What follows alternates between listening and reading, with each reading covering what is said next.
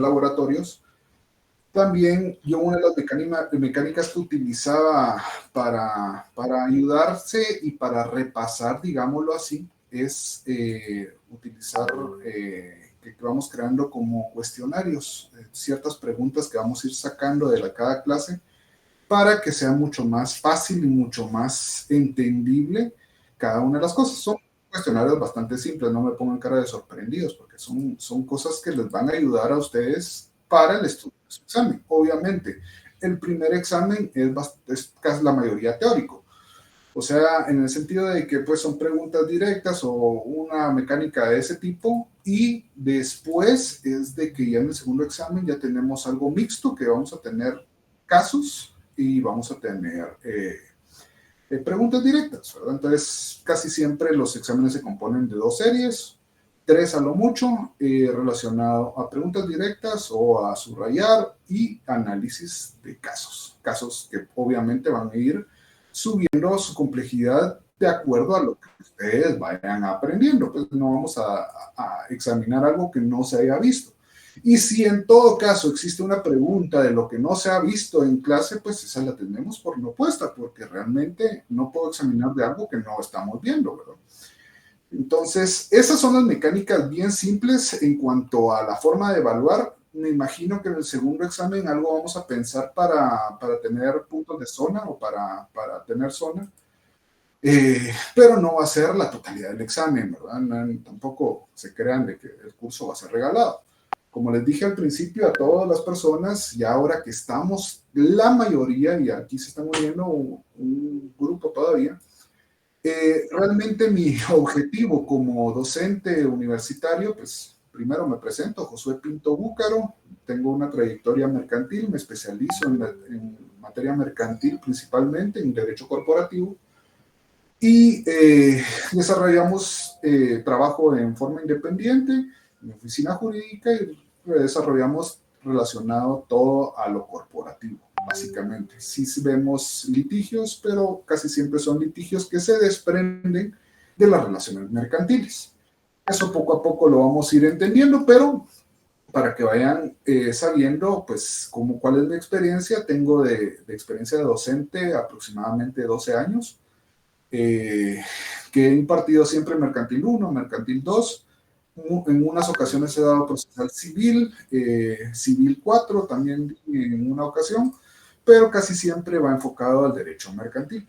Así que, pues, considero de que están en buenas manos para que puedan aprender la práctica y la doctrina de este bello curso. Yo sé que tal vez muchos de ustedes no han tenido una buena experiencia, porque el derecho mercantil, principalmente en el curso 2, es un poco complejo, que son los títulos de crédito. Pero ya una vez se entienden, es bastante bonito, es bastante enriquecedor ver cómo los títulos de crédito sí se materializan en las transacciones comerciales hoy en día, a pesar de que ya los títulos de crédito en ciertos sentidos se están quedando en desuso. Por ejemplo, el cheque ya poco a poco se va desvaneciendo porque lo ha sido sustituido por uno de los contratos que vamos a ver acá, el de tarjeta de crédito. Entonces, hay muchas cosas que vamos a ir relacionándolas y que ustedes tienen relación con el derecho comercial sin que ustedes se den cuenta. Lo importante es entender cómo es que opera el derecho mercantil. Y para eso estamos, ¿verdad? Para ir desarrollando el curso. Como regla principal para las personas que no están es participen. Por favor, hagamos que la clase sea dinámica. Principalmente en lo virtual. En lo presencial sí o sí van a participar, porque ahí no hay forma de esconderse, no hay forma de evadir la pregunta, pero en la forma virtual a mí no me gusta desarrollar monólogos, y como lo dije en la clase anterior, tampoco me gusta poner diapositivas y con eso creer de que ustedes están aprendiendo. Muchas veces las diapositivas son materiales de apoyo, pero no consiste en la clase, o sea, no va a ser la clase total una diapositiva, no tiene sentido, o por lo menos para mí, para fines didácticos, no es recomendable y no lo considero que es una buena herramienta, en el sentido de que si solo dejamos que la diapositiva dé la clase, no tiene sentido. Otra de las cosas es yo trato de exteriorizar y de darles a entender cómo vamos a ver este curso o el derecho mercantil. Siempre vamos a hacer mención del derecho mercantil 1 y 2, que claro, aunque lo pasarán de noche, porque obviamente estamos culminando en el derecho mercantil 3 y esto por eso tiene un orden lógico, 1, 2 y 3. El 1 es nuestra base, entender qué es el comerciante, cómo es que opera el comerciante, qué tipos de comerciantes existen, la forma de sociedades que existen, los auxiliares de comercio, aunque no como tal los podemos desarrollar, pero todo eso nos sirvió de base para pasar a títulos de crédito, porque los títulos de crédito es una forma de materializar las transacciones comerciales. Y 3, ya estamos hablando de la formalidad, entre comillas, y vamos a entender por qué entre comillas, de las transacciones comerciales, de todos los negocios comerciales, pues se van a desprender en un contrato. ¿Por qué el contrato es importante? ¿Ustedes qué entienden por contrato? Obviamente tienen que saber qué es contrato, pues y si no lo saben, sí, Dios mío, ¿qué estamos haciendo? ¿Qué es un contrato?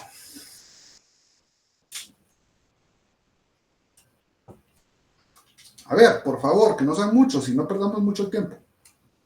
El acuerdo de voluntades, licenciado. Ajá, ajá, un acuerdo de voluntades que, Entre dos o más personas para ajá, crear, modificar, extinguir obligaciones y derechos. Buenas noches. excelente. Buenas noches. Eso es un contrato, justamente. Entonces, ¿será que los contratos civiles son lo mismo que los contratos mercantiles? Pregunta bastante lógica, pero necesito que entendamos o partamos de eso. ¿Será lo mismo? No, ¿Por qué? Carlos, ¿por qué? Sí, porque obviamente no es lo mismo. en los contratos civiles, bueno, vamos a empezar de que no son ni siquiera la misma materia. Desde ahí empecemos. Y Claro. en segundo lugar, porque vamos a ver de que los contratos civiles muchas veces no van a tener intereses económicos, mientras en tanto los mercantiles van a tener intereses obviamente hacia el comercio, y como uno de los principios del derecho mercantil, toda prestación debe entenderse de que es de manera onerosa. Con ánimo de lucro. Excelente, Carlos. Así es. Entonces, ahí hay una diferencia principal que por eso estamos partiendo. Recordemos en su derecho mercantil 1, el antecedente del derecho comercial, pues sí, sí se desprendió del derecho civil. Pues el derecho civil regulaba todas las relaciones privadas, pero cuando empezó a ejercerse una actividad comercial, pues se dieron cuenta de que existen muchos vacíos o muchos vacíos legales en los cuales era necesario crear una norma en específico para poder desarrollarlo. En el transcurso del tiempo, pues esa norma en específico eh, ya no se volvió privativa, o sea, que ya no era necesario de que ambos fueran comerciantes, ya no era necesario de que solo los gremios entre ellos podían negociar, sino que una persona particular podía negociar con un comerciante. Ejemplo hoy en día de ese tipo de transacciones. A ver, no Carlos, porque Carlos ya participó. Quiero que diga a alguien más, una señorita. Si no, miren, paréntesis. Vamos a hacer algo. Yo les estoy diciendo que necesito que participen y que estemos hablando y volvamos dinámico a la clase. Pero, ahorita es virtual, pero créanme que presencial no se van a escapar y es peor. Entonces, acostumbrémonos. Por las buenas, es mejor que por lo forzoso, donde yo los obligue a contestar las cosas. Entonces, siéntanse libres y si se equivocan, no hay problema. No es un técnico profesional y mejor aún, no están en su ejercicio profesional. Igual, se pueden equivocar en su ejercicio profesional, eso no pasa nada, pero es mejor equivocarse ahorita, participar ahorita, que cuando sean profesionales, sean unos pollitos comprados que no quieran hablar. Y su principal herramienta va a ser su boca. Entonces, si ustedes quieren ejercer en profesión liberal, van a hablar. Si ustedes quieren ser en ejercicio judicial, también van a hablar. Entonces, hagamos lo mejor, lo más sencillo posible. Bueno, un ejemplo de una transacción comercial que tengamos hoy en día.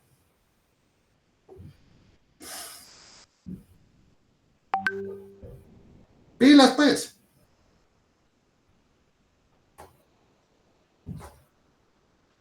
A ver, Jennifer López, un ejemplo.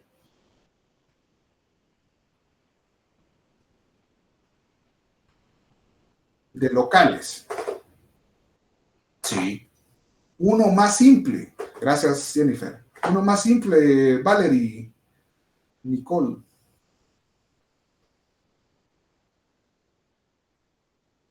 Ajá, pero ¿qué tipo? ¿De qué tipo? ¿Cómo? Transacción monetaria no me dice mucho. Hablando a contratos, algo simple. A ver, Álvaro, dígame.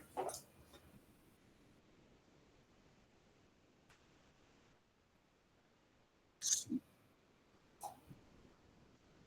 exactamente. ¿Y es comercial? ¿Sí o no? Sí, porque le está vendiendo un comerciante un producto determinado.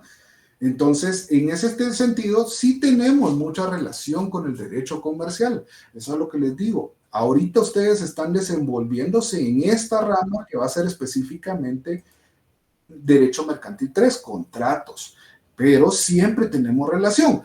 Volviendo a lo que les había mencionado, pues el derecho civil obviamente crea una distinción. Cuando nosotros vimos civil 4 era que relacionado a los contratos, se recuerdan que era un contrato, ya lo definimos como un contrato, pero ¿cómo podríamos definir un contrato mercantil? A ver, acuerdo de voluntades. No, no, esa es característica, pero ¿cómo lo definimos?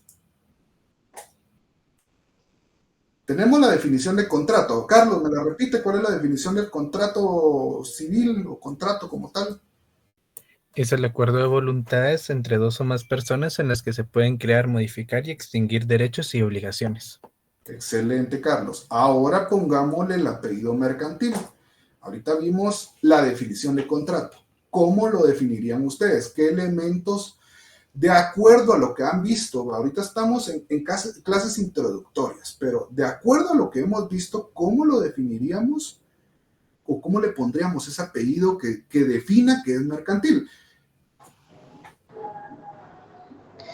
Buenas noches, Lick. Se podría definir el contrato mercantil como aquel acuerdo legal entre dos o más partes, que ahí sí lo definimos en manera mercantil, que puede regular transacciones comerciales, ya que lo vamos a definir en sí, en materia mercantil, no civil. También se puede, la misma, definiendo derechos y también obligaciones, ¿verdad? También que en el intercambio de bienes y servicios y que también estos contratos son realmente fundamentales, ¿verdad? En el ámbito mercantil, ¿verdad? Excelente, Astrid. Así justamente, o sea, vean, yo se los dije desde un principio. Si ustedes a la hora de definir, creamos de nuestras definiciones, obviamente para un técnico profesional ustedes se van a aprender definiciones técnicas, definiciones completas, pero para este curso también es importante que explotemos nuestra capacidad para poder crear definiciones. Entonces, sabemos con el transcurso de estos cursos que hay un ánimo de lucro, hay una actividad comercial, hay sujetos determinados, individuales o jurídicos, el comerciante y la sociedad. Entonces, ahí entendemos de que estos elementos los podemos utilizar para crear una definición como tal, ¿sí? La actividad comercial nos va a definir de que ya es un contrato, pero enfocado en un acuerdo de voluntades por el cual se crea, modifica o extingue una obligación de tipo comercial, si quieren, algo bastante simple. Pero ya estamos individualizando, lo estamos trasladando al rubro que pertenece al derecho comercial. Eso es lo importante, que vayamos entendiendo y vuelvo a repetirles en la clase 1, les dije, cámbiense el chip, si no lo aprendieron en mercantil 1 o 2, piensen como comerciantes y piensen ahorita en el negocio, la forma de obtener plata. Todos queremos obtener plata de una u otra forma. Ustedes van a ejercer la profesión liberal, digámoslo así. ¿Pueden ser comerciantes?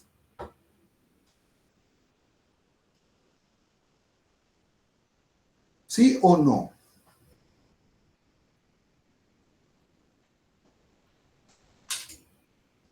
¿Sí o no? Rápido. ¿Sí o no? ¿Segura? No, licenciado, en el artículo 9 del Código de Comercio nos establece que no son comerciantes los que ejercen una profesión liberal. Totalmente. Gracias. Ahí entendemos. Sí, pero no. Y eso tal vez en su momento se los tuvieron que explicar. Ese artículo 9 realmente es un candado, pero es un candado mal previsto o en su momento tal vez buscaban eso, pero el fin filosófico era que como profesional usted pertenece a otro rubro, no como comerciante, entonces no querían hacerlo, pero realmente sabemos de que hay muchas sociedades anónimas constituidas de abogados o de doctores o de cualquier tipo de profesión liberal, están constituidos y asociados como sociedades, entonces sí, pero no, entendemos eso, y era a lo que voy. Es pensar cómo son las cosas, cómo entendemos estas cuestiones.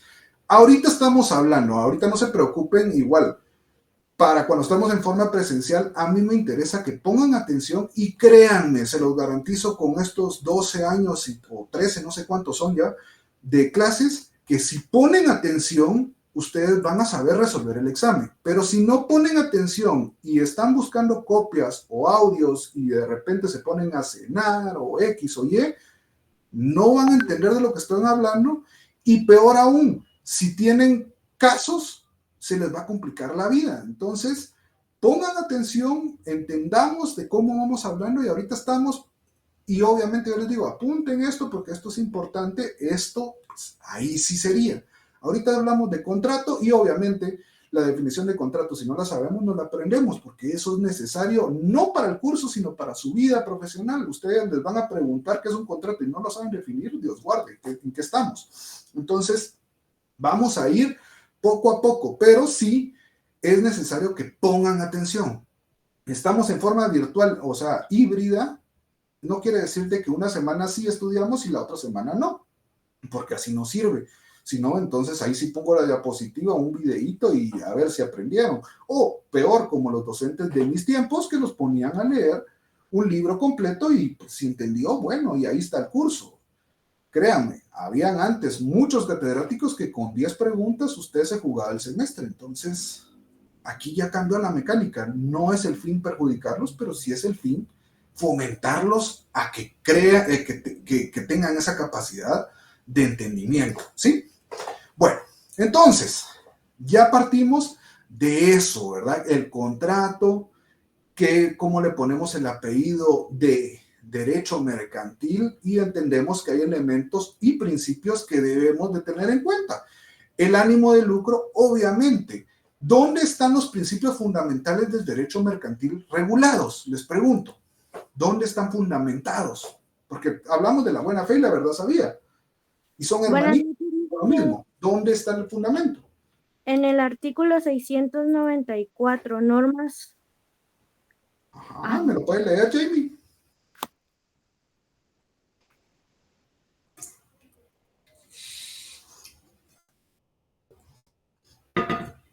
Si tiene el código, si no, alguien más. Pero pilas, pues, pilas. Alguien que me lea dónde está el fundamento. Ahorita, disculpen el chat. No ¿Se lo leo yo? Por favor, Oprah. No tengo el chat habilitado porque los tengo. Sí, dele. Principios filosóficos. Las obligaciones y contratos mercantiles se interpretarán, ejecutarán y cumplirán de conformidad con los principios de verdad sabida y buena fe guardada, a manera de conservar y proteger las rectas y honorables intenciones y deseos de los contratantes sin limitar con interpretación arbitraria sus efectos naturales. Gracias. ¿Qué entendemos ahí? Ojo, ese artículo sí quiero que lo subrayen o pongan asterisco o le pongan muy importante. ¿Por qué? Porque esa es una pregunta de cajón. Cuando yo examiné muy poco técnico profesional porque realmente quita demasiado tiempo estar examinando técnico profesional. Pero pues también lo hice en un momento. Que cuando uno comienza, Jorge, Enrique, lea, busque su código de comercio y vea dónde comienza nuestro curso específicamente. Porfa. Ahí inmerses en su código. Bueno, cuando uno inicial técnico profesional, usted le mencionaba cuáles son los principios del derecho mercantil. Y usted comenzaba a decir, bueno, la verdad sabía, la buena fe. ¿Dónde está el fundamento? Ahí tienen el fundamento. ¿Cuál es el artículo, Oprah? Por favor, me lo vuelve a mencionar para nuestro amigo. Artículo 669 del Código de Comercio. Gracias.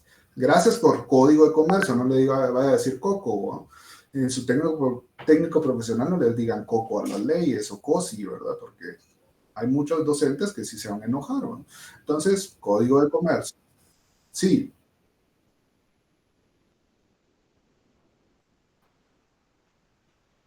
Ah, perdón. Sí, tiene toda la razón. Sí. Pero ahí sí no sé cómo podría hacerlo. Perdón. Tiene toda la razón. Bueno, sí. Es que tengo que tener dos sesiones abiertas por el hecho, voy a tratar de retroalimentar a todos, porque sí tienen toda la razón. No había caído en cuenta de que no escuchan a sus compañeros de la otra sesión, ¿verdad? Pero pues es que es algo que no realmente no es como que uno utilice, pero no toca, hay que adaptarse, ¿no?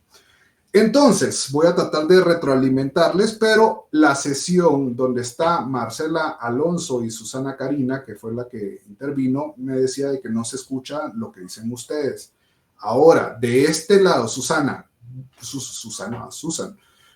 busque el fundamento de este artículo de los principios del derecho mercantil, ¿dónde están regulados?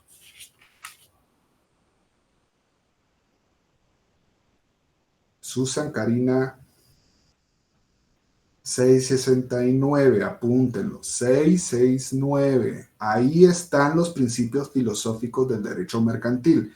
Ese artículo es el que les digo que subrayen y marquemos porque es una pregunta de cajón y es el fundamento de nuestros principios mercantiles. ¿Son los únicos principios? No, pero estos son los que vemos en Derecho Mercantil 1, vemos en Derecho Mercantil 2 y obviamente tenemos que ver en Derecho Mercantil 3. O sea, son los principios filosóficos. ¿Estamos? Ahora sí, y disculpen porque eso no lo tenía en cuenta.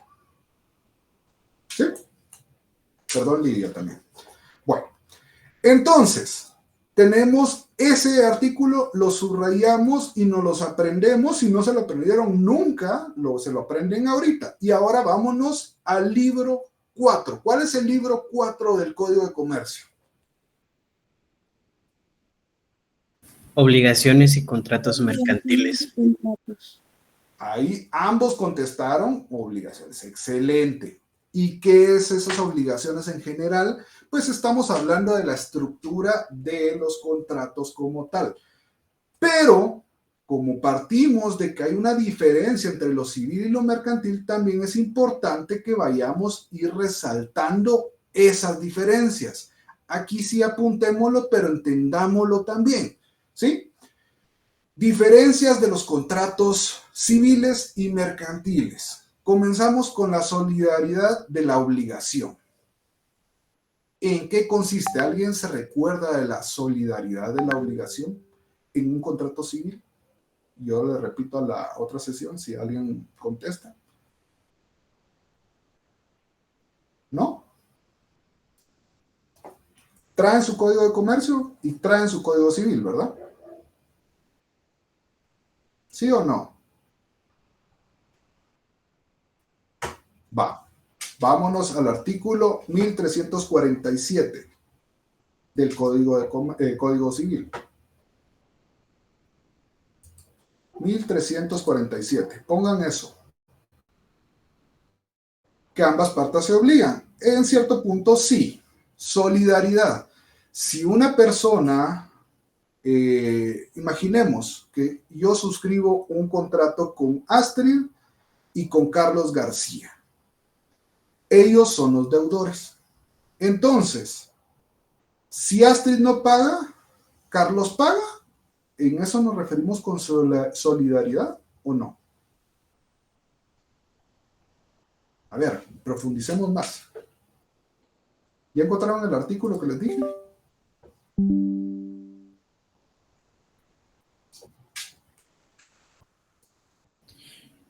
Licenciado, lo de las Ajá. obligaciones mancomunadas, ¿no?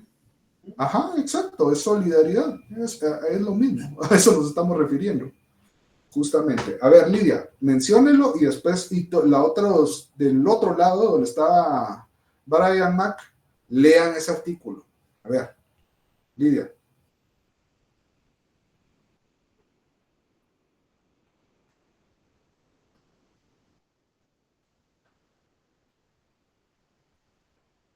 Ajá, ahí estamos de que hay varias personas, ¿verdad? Hay varios acreedores o varios deudores. Bueno, ¿en qué consiste la solidaridad? Si uno no paga, pues yo puedo ejecutar a cualquiera de los dos, pero en materia civil, el artículo que sigue, ¿cuál es? Álvaro.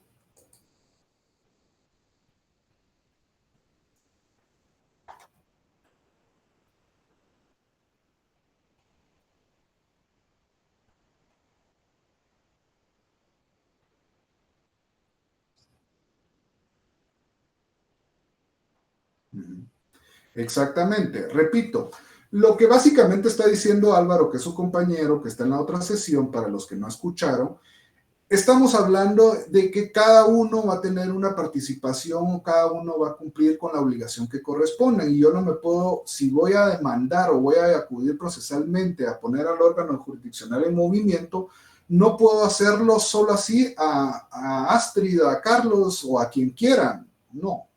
Realmente en una materia civil tengo que ir con el principal obligado y posteriormente con el fiador o con las otras personas, dependiendo del tipo de capacidad que tienen. Mientras que en lo mercantil, la solidaridad es cualquiera de ellos. A cualquiera de ellos puedo demandar porque yo ahí voy a hacer un análisis, un estudio de quién es el que tiene más plata. Si Astrid, y no tiene nada que ver, es un ejemplo, Astrid no tiene nada de plata, pero sé que Carlos, el millonario, no voy a demandar a Astrid. Me voy a ir contra Carlos. ¿Por qué? Porque voy a garantizar mi obligación, porque él sí tiene plata, mientras que Astrid no va a tener. Entonces, ahí hay una diferencia. En lo civil, realmente, si no lo consignamos, se va a entender que siempre va a ser el primer obligado, mientras que en lo mercantil puede ser cualquiera y no lo tenemos que mencionar. Simplemente podemos ejecutar a cualquiera de ellos. ¿Entendimos bien este punto? Son diferencias bien básicas, pero vamos a ir viendo poco a poco en qué se van diferenciando una cosa de la otra. Siguiente, plazo, el plazo civil, yo le puse así, solidaridad, pongan en las diferencias, solidaridad, y ya entendieron más o menos en qué consiste el concepto. Ahora el plazo civil, 1283 del Código Civil, que establece el plazo.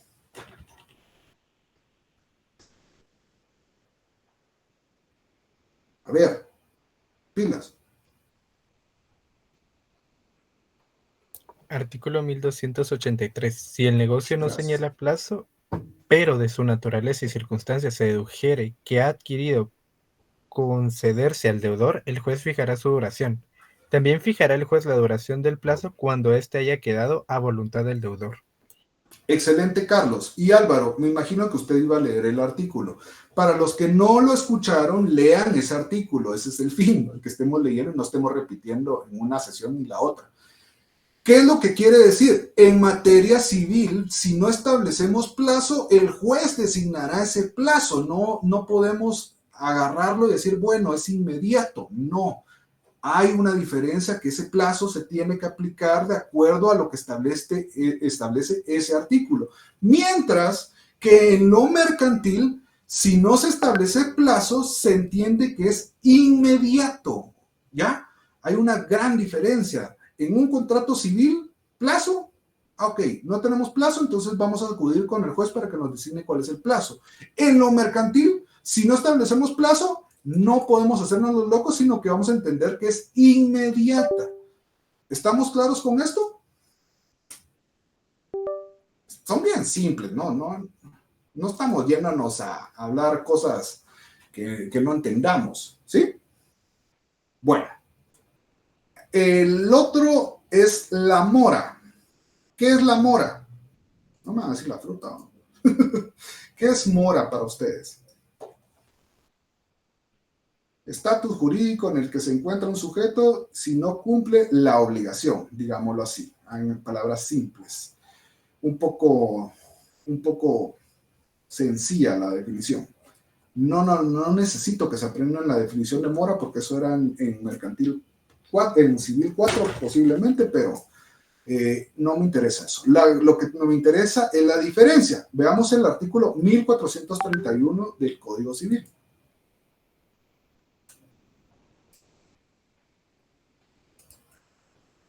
Artículo 1431. No es necesario el requerimiento cuando la ley o el pacto lo declaren expresamente, cuando de la naturaleza y circunstancias de la obligación resultare que la designación de la época en que debía cumplirse la prestación fue motivo determinante para que aquella se estableciera.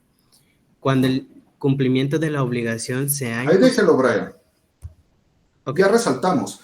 Lidia, gracias. En 1431 lo que estamos hablando de la mora es, si se dan cuenta, en lo civil establecemos algo bien básico, que debemos de consignarlo para que se pueda ejecutar o para que se pueda acreer esa deuda. La mora no la podemos decir o no se va a entender la mora como tal, sino que tenemos que declararla o estipularla. Mientras que en lo mercantil sí se va a entender de que ya se incurre en mora sin que se declare. O sea, son diferencias, pues, entonces por eso les digo, vayan apuntando mora, una palabra simple, y establecen diferencia una con la otra. O sea, es bastante sencillo. Entonces, cuando yo les pregunte, imagínense don Álvaro o doña Lidia, no le voy a decir doña, disculpe. Imagínense que establezco eso. Y les digo, bueno, ¿cuál es la diferencia de la mora en lo mercantil con lo civil? Entonces usted me va a decir, bueno, que en lo civil se tiene que declarar, mientras que en lo mercantil se entiende que ya está incluida. Son cosas bastante. Y bueno, todo esto lo estamos resaltando, estas diferencias, principalmente porque sabemos que el derecho civil es bastante formalista, ¿o no? Mientras que el derecho mercantil tenemos una de las características que dice que es poco formalista. ¿Y por qué es poco formalista? Hay que ir más allá y el entendimiento de por qué es poco formalista. Recordemos que lo que buscamos es que la mercancía o la mercadería se mueva de un lugar a otro, rápida. Y si nos ponemos con formalismos, nos complicamos. ¿Y qué complicamos? El negocio comercial. Entonces, por eso busca de que sea poco formalista. No quiere decir que no incurramos o no cumplamos con aspectos básicos de un contrato, pero se van a entender en materia mercantil que hay mucho más facilidad y tratamos de evitar este tipo de declaraciones porque ya sabemos que entendemos. Si yo no establezco plazo, es inmediato.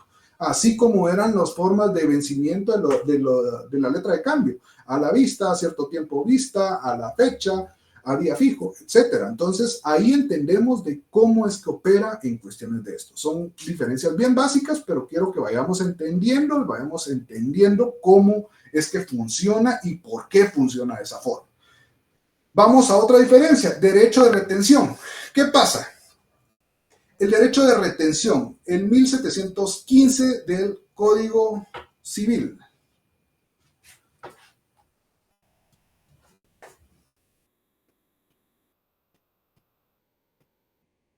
Artículo 1715. El mandatario podrá retener las cosas que son objeto del mandato hasta que el mandante realice la indemnización y reembolso de que tratan los artículos anteriores. Ok, yo puedo retenerlo. Imagínense que tenemos un negocio y aquí en específico habla del mandato. Yo puedo retenerlo, pero no, ya posteriormente tengo que iniciar para enajenarlas y disponer de ellas. En lo mercantil, aquí sí tenemos algo contrario. Yo puedo retenerlo, pero voy a servir como depositario. O sea, no puedo disponer de estas cosas solo así, sino que tengo que depositarlas y no puedo hacer uso, no las puedo abrir, no. ¿Se recuerdan del contrato de depósito mercantil? El contrato de depósito, no, el título de crédito de depósito. ¿Se recuerdan? ¿Cómo no es depósito? No me recuerdo cómo se llama. Certificado de depósito.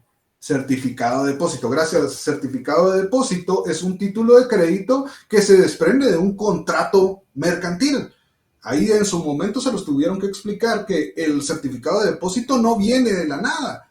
Ese contrato va a dar como origen el certificado de depósito, que es el documento con el título de crédito con el que se acredita la de mercadería que está resguardada la tiene una persona. Entonces nos damos cuenta de que sí existe esta cuestión, pero como la mercadería es de lo más preciado para nosotros, entonces tampoco vamos a disponer, sino que aquí, de hecho, si existe un litigio, podemos actuar como depositarios judiciales, o sea que el juez, yo sí me convierto en un auxiliar del juez, y ese depósito, esa mercancía, la tengo que resguardar y mantenerla ahí mientras se dilucida el proceso, y no es de que yo pueda hacerme uso de esa mercadería retenida, ¿ya? Mientras que en lo civil sí podríamos buscar la vía mucho más fácil para eso. Entonces es una diferencia que aquí en lo mercantil busca resguardar la mercadería, mientras que en lo civil podríamos hacer uso de esa mercadería. ¿Estamos? ¿Estamos? Manita. Manita para el otro grupo. Ay, Dios mío. Uy, como que tienen sueño. Es miércoles, hombre. No puede ser, no puede ser. Si todavía que fuera viernes, imagínense si les diera mercantil 3, pero ¿qué día, el viernes, qué curso les toca? Los dos internacionales. Uy, qué emoción. No, pero son bonitos cursos. Realmente son buenos cursos. Y es lo mismo, es el enfoque donde lo vean, porque el internacional pues son cursos que sí se van a desarrollar, y si vemos práctica también es interesante. En mercantil 2 yo usualmente me metía a ver relacionado con los títulos de crédito cómo operan en materia internacional, porque pues, una cosa es que su cumplimiento sea en Guatemala, pero si se suscribió el documento en Guatemala, pero la obligación va a ser en El Salvador, ¿qué ley opera? Cuestiones donde el derecho internacional, pues, definitivamente entra. Entonces, les digo, es el enfoque. Pero ya, pónganse pilas, es el último semestre, y después créanme que viene lo bonito. Pero es donde ustedes se van a pulir como profesionales, espero. Donde ustedes se van a ser profesionales, es el colador, donde tienen que sacar la casta y sacar el técnico profesional bien hecho, bien ganado, bien esforzado. Y de una vez les digo, señores, ahorita, a los 100 y tantos que tenemos de alumnos, pónganse pilas con su tesis. Yo les digo como un consejo personal, ya que fui asesor de tesis también, no lo dejen para de último. De verdad, se meten y se enfocan al técnico profesional y dejan la tesis. Después van a ser 8 meses, 9, dependiendo, que van a perder, mientras que pueden ahorita empezar a utilizar e ingresar su punto de tesis y llevarlo poco a poco. Mientras se van ustedes sacando en sus fases, vayan metiéndole. Va a irse solita y ya sacan sus fases, y ustedes ya van a tener la tesis en fase final. ¡Qué bonito! Mientras que sacan sus fases y después comienzan la tesis, Dios mío, es otro año. Entonces, consejo, pónganse pilas. Y igual, puntos hay un montón. Y ahorita se puso de moda el derecho ambiental, entonces de derecho ambiental hay bastantes temas que no están regulados. Derecho penal y civil, mercantil, pues hay que adecuarlos, pero de que hay. ¿No? La necesidad de crear normativas adecuadas al comercio electrónico, por ejemplo, cuestiones así donde ya vemos que ya el comercio electrónico es un hecho. Entonces tenemos, o con la IA, hay muchos temas donde pueden desarrollarse, ¿verdad? Bueno, ese es un paréntesis solo para que como consejo. De repente soy bien random y les doy consejos así, pero creo que es necesario. Después tenemos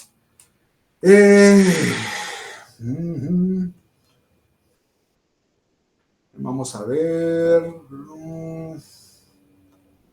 la representación aparente. ¿Alguien conoce la figura de representación aparente? En lo civil está la representación aparente y en lo mercantil también. Solo que en lo civil hay que decretarla, hay que autorizarla, hay que determinarla, y debe haber un documento que avale esa representación. Pero en lo mercantil, la representación aparente, pues sí existe, o sea, y no necesitamos formalismo para acreditar esa representación. Si yo hago gestiones en nombre de la sociedad, pues se debe entender de que yo tengo esa representación aparente, por supuesto en forma limitada. No puedo hacer transacciones o movimientos que requieran de un auxiliar de comercio como un administrador o un gerente, pero sí puedo realizar negocios relacionados para el mismo comercio y para facilitar esa actividad comercial con la sociedad. ¿Entendemos la representación aparente de lo civil? Tenemos que decretarla, autorizarla. Mientras que en lo mercantil, pues no necesitamos acreditar como tal eso. O sea, se entiende representación aparente. ¿Y dónde está el fundamento de la representación aparente? Veamos el artículo 670. ¿Que alguien lo lea? O léanlo cada uno en forma individual para que no nos hagamos bolas. Sí, así es. El siguiente artículo que acabamos de comenzar a ver, nuestro Código de Comercio. ¿Ya? Artículo 670, Brian. Entonces, vean, ahí aparece la representación aparente, ¿sí? Tenemos varias distinciones, como les dije. En los libros, pues aparece mucho más desarrollado como cada una de las diferencias y tal vez no están como tal que digan diferencias, pero pues obviamente son diferencias entre lo civil y lo mercantil. Ahora, vamos a entrar a un tema bonito relacionado a la formalidad de los contratos. ¿Los contratos civiles requieren formalidad?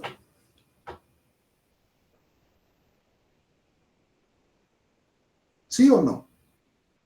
Sí. ¿Y los contratos civiles y mercantiles requieren formalidad? No necesariamente, o sea, sí vamos a incurrir con ciertos requisitos, pero nuestra característica nos dice que es poco formalista, es lo que mencionamos hace unos minutos. Entonces, ¿sabemos de que existen contratos solemnes en lo civil o no? ¿Sí o no? Sí. Y vamos a repasar cuáles son esos contratos solemnes y por qué son solemnes. Es necesario que sean solemnes porque deben de ir en la escritura pública para su cumplimiento, su formalidad, ¿no? Es necesario. Por ejemplo, el mandato, porque el mandato pues está sujeto a un registro, el Archivo General de Protocolos, el registro de poderes electrónicos, pues por eso tenemos que hacerlo en la escritura pública, ¿verdad? El contrato de sociedad, ojo, estamos hablando de lo civil. El contrato de sociedad, obviamente, es una sociedad civil. Y en su momento, cuando hubiera un mercantil 1, tuvieron que tener esa pequeña diferencia. ¿Cuál? A ver, vamos a repasar porque no puedo dar por hecho de que ya saben las diferencias. Dos diferencias de una sociedad civil y una mercantil. A ver.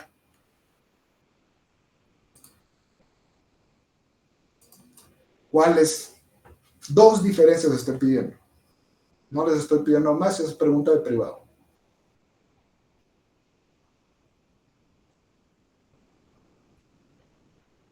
Una sociedad civil, ¿dónde se inscribe? En el registro de personas jurídicas.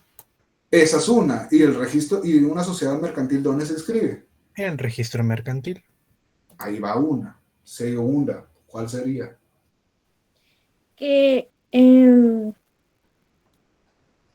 una se rige por el Código Civil y la otra que sería por el Código de Comercio. De comercio. Repito para la otra clase que no ha participado, pero en Madeline. Una es las personas jurídicas civiles se reinscriben en el registro de personas jurídicas del Ministerio de Gobernación, entonces el lugar donde se inscribe lo civil es distinto que en lo mercantil, es en el registro mercantil. Una intervención, otra diferencia que es bastante, pues una se rige por el Código Civil y la otra se rige por el Código de Comercio. ¿Qué más? Ahora sí, no sé quién había levantado la manita, disculpe. Yo, licenciado, buenas noches. Dígame, buenas noches. Las mercantiles se forman con fines lucrativos y las sociedades civiles no necesariamente tienen que tener fines lucrativos. Excelente. Álvaro, y después repito a los dos. Álvaro, dígame.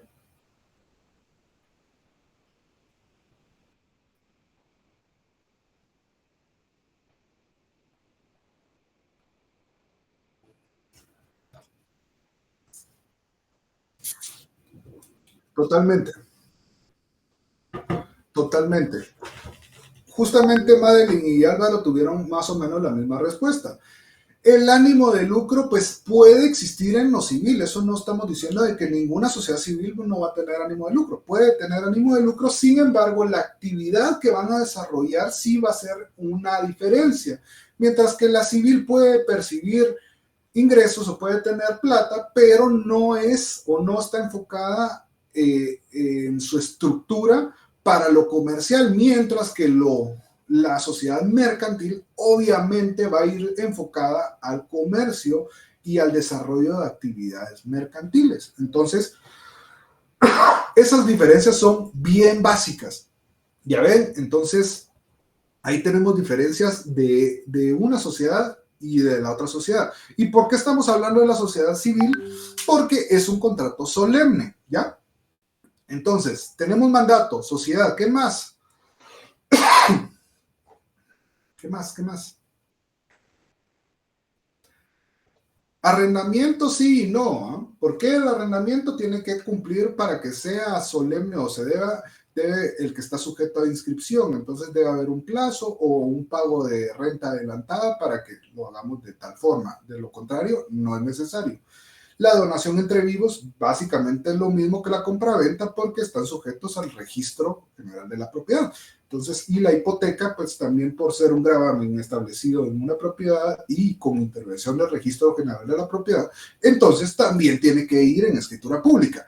Pero ahora, en lo que nos concierne es, en mercantil habrán contratos solemnes. Y eso justamente lo vieron en Mercantil 1, pero igual lo vamos a repetir.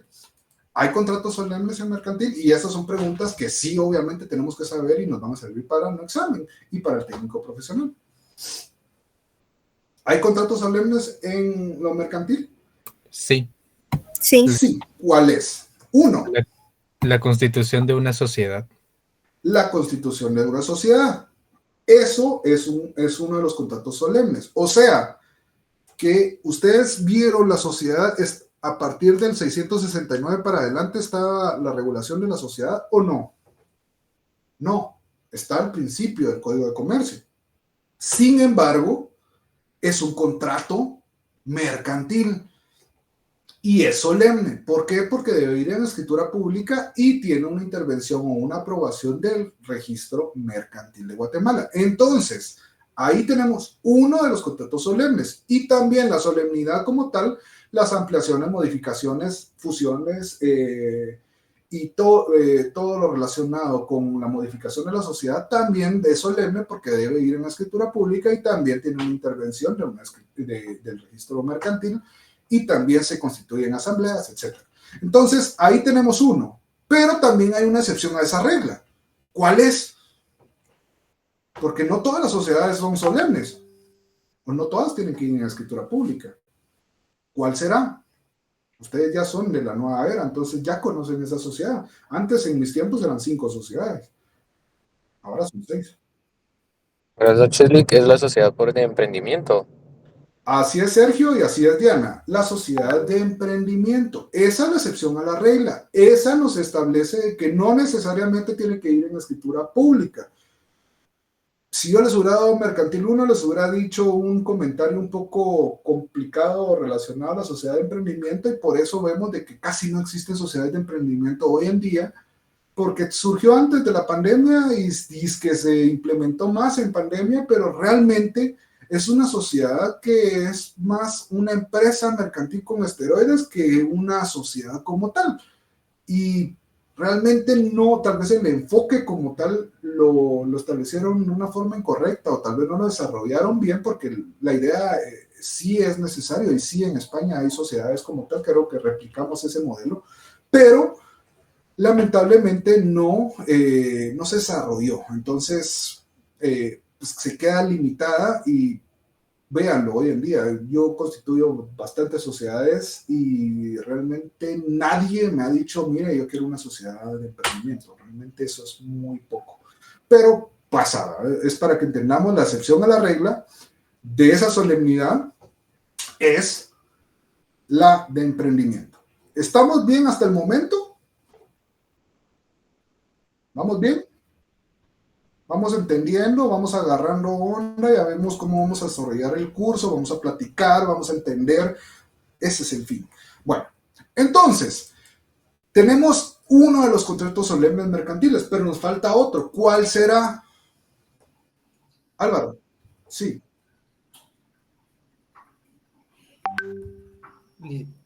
Licenciado, el fideicomiso, ¿no?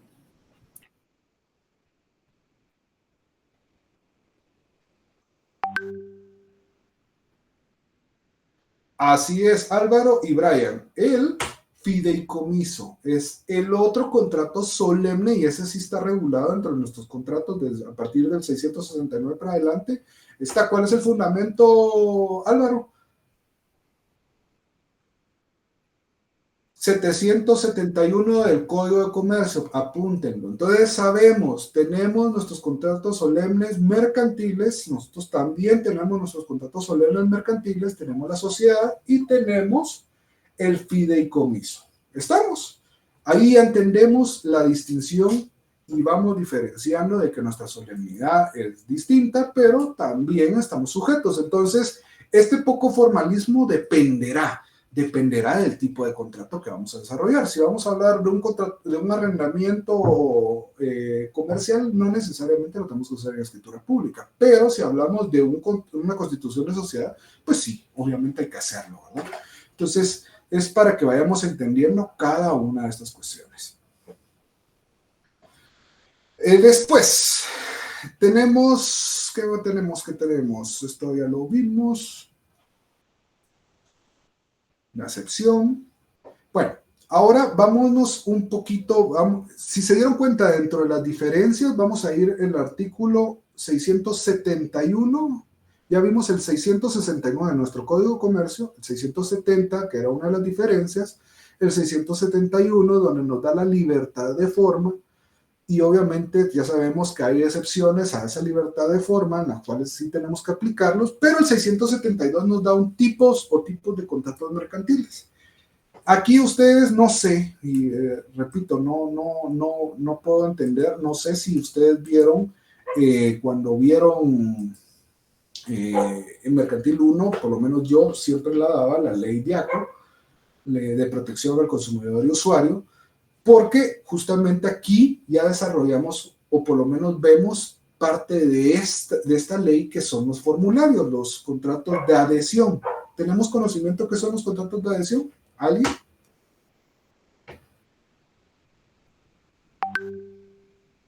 ¿Vimos los contratos de adhesión? ¿Vimos esa ley o la pasamos de noche también? Supongo que Álvaro, sí. ¿Con quién recibió Mercantil, Álvaro?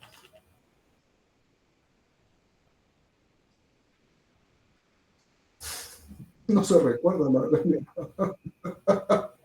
Dios mío.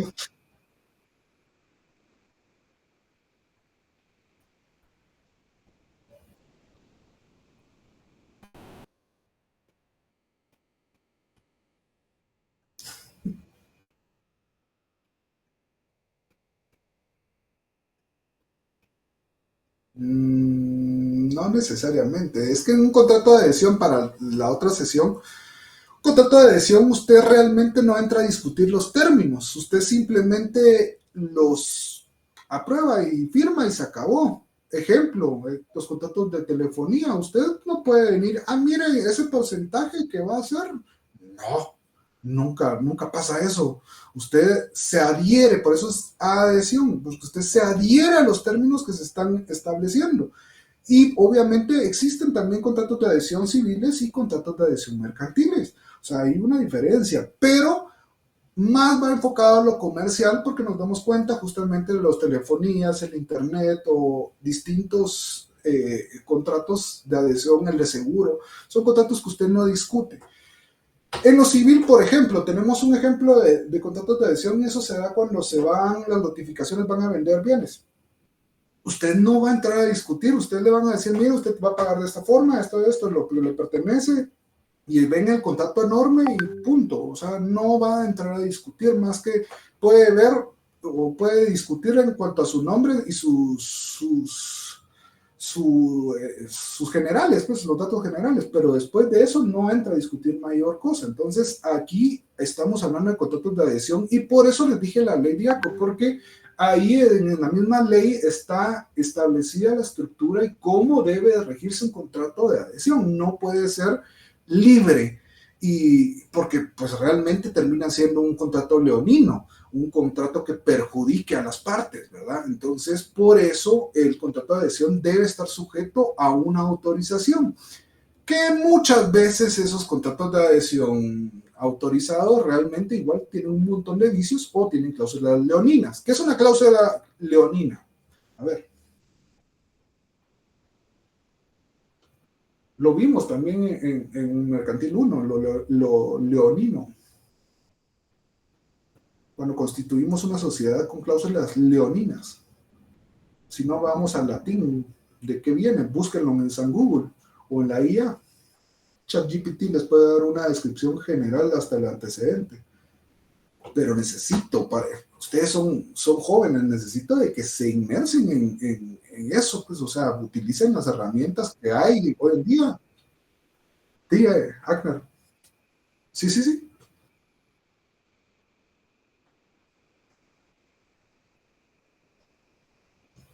Exactamente. Va a ser perjudicial para muchos y solo se va a beneficiar uno. Y cuando estábamos hablando de las cláusulas de la sociedad mercantil, si ponemos cláusulas leoninas en cuanto a la repartición de capital o en cuanto a las aportaciones, se tienen como no puestas. ¿Por qué? Porque perjudican en la estructura de los socios o la participación de los socios.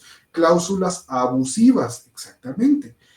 Eso es lo importante para que entendamos, porque a veces, o si no hay un método, un organismo que regule el contrato de adhesión, termina pasando este tipo de situaciones, ¿verdad? Entonces, señores, aquí vamos a partir, hoy les digo, vamos suavecito, tranquilos. El día lunes ya nos miramos presencialmente y ahí ya son otros 10 pesos, dirían ustedes, porque ya ahí los obligo a participar sí o sí, y ahí si se esconden atrás del libro, pues se esconden, pero de todos modos tienen que participar. Y de verdad, como recomendación, háganlo, de verdad, es bastante simple.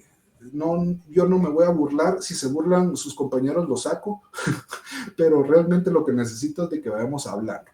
Alguien levantó la mano, no sé quién, ahorita es que tengo las dos sesiones abiertas y no puedo distinguir bien, aparte que estoy un poco ciego, entonces, no. ¿Quién levantó la mano? ¿Qué iba a decir alguien en una intervención?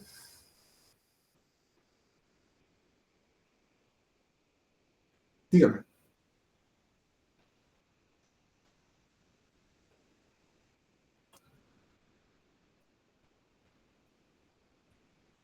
Sí, realmente no es algo de que un contrato de adhesión usted no lo discute y realmente muy pocos, y eso hasta nosotros los abogados, y eso espero de que cambie, muchas veces no leemos ese tipo de contratos, porque como al final no los discutimos, solo firmamos, ¿verdad? Pero realmente, si usted se pone a leer, ahí dicen los porcentajes, por la inflación se puede aumentar el porcentaje de esto a esto y no se incurrirá en ninguna responsabilidad sin previo aviso, y usted lo está aceptando. De hecho, ahí están en los contratos. Y son contratos que pues sí son legibles. Antes eran peores porque tenían una mini letra que no entendía nada a uno o lenguaje muy técnico. Entonces lo que busca es eso. Pero para la próxima clase vamos a partir de los contratos de adhesión y vamos a ver la diferencia entre una y la otra para que vamos entendiendo, porque son dos tipos de contratos de adhesión, no solo es uno. Uno lo vemos con seguros principalmente y el otro lo vemos como el ejemplo de la telefonía. Pero dejémoslo ahí entonces, señores, fue un gusto, nos veremos el lunes, señores y señoritas, nos veremos el lunes y seguimos desarrollando el curso. Otra. Solo una consulta, ¿tenemos que llevar Sí. Código Civil otra vez el lunes? ¿O solo el Código de Comercio? Espérame. Bueno, solo no me digan todos buenas noches porque ya no lo oía mi estimada. Disculpe, Oprah. No tenga pena, solo para saber si llevábamos Código Civil el lunes. Siempre lleven sus leyes, o sea, realmente tampoco es de que vayan a llevárselo en una bolsa de plástico. Entonces, lleven su código civil y lleven su código de comercio. Eso es lo que necesitamos. Si quieren, llevan texto, no es necesario, como ya vieron, no vamos a ir viendo, vean la página 5 del libro, no. Entonces, pero es ahí sí les diría yo, importante por si hay algún dato que tengo que marcar, pues ahí lo tienen ustedes para asociarlo, ¿eh? Lo que sí, lleven en su cuaderno y lapicero, ¿eh? Y pongan atención, únicamente. Buenas noches, señores. Feliz noche, Ahí nos licenciado. miramos el lunes, primero de Dios. Descansen.